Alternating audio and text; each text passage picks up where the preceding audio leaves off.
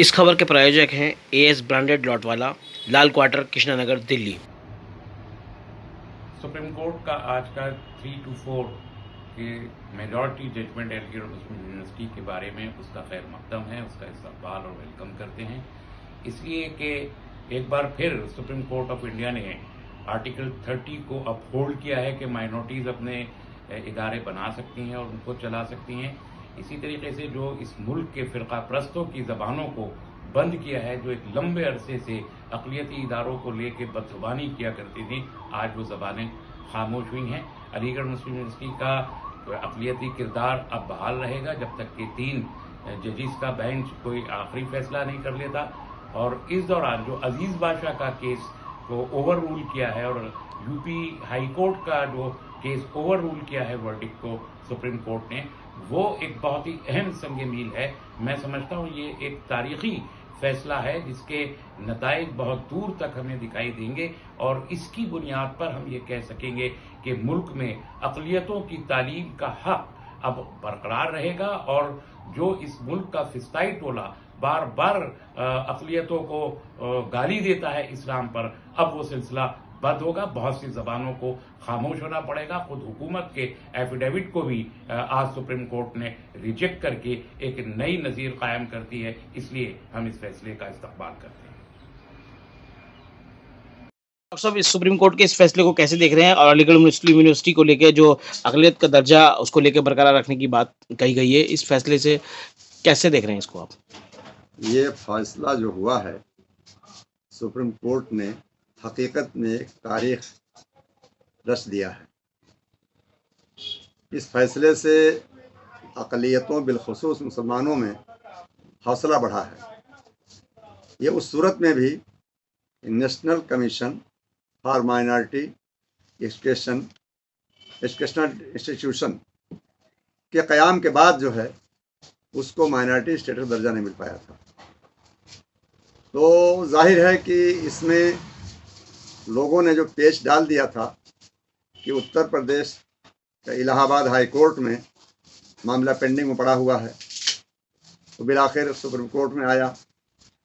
और इसमें मैं ऑनरेबल जस्टिस डीवाई चंद्रचूड़ साहब को दिल की यानी अमीर गहराइयों से न सिर्फ मुबारकबाद पेश करता हूँ, उनके एहतराम के साथ ये कहता हूँ कि उन्होंने वाकई तारीख़ में एक ऐसा फैसला दिया है कि शरपसंदों के जो हौसले हैं वो इंशाअल्लाह इससे टूटेंगे और हक़ पसंदों के बिलखुसूस कमज़ोर और अक़लियतों के हौसले बुलंद होंगे।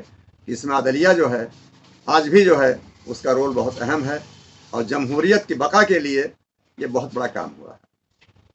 देख रहे हैं देखिए, ये अलीगढ़ मुस्लिम यूनिवर्सिटी के अक़लियती किरदार से मुताल्लिक़ सुप्रीम कोर्ट का एक फ़ैसला आज आया है, जिसमें 7 जजों की एक बेंच थी और इस बेंच ने अक्सरियत के साथ ये फैसला सादिर किया है कि मुस्लिम यूनिवर्सिटी अक़लियती इदारा है।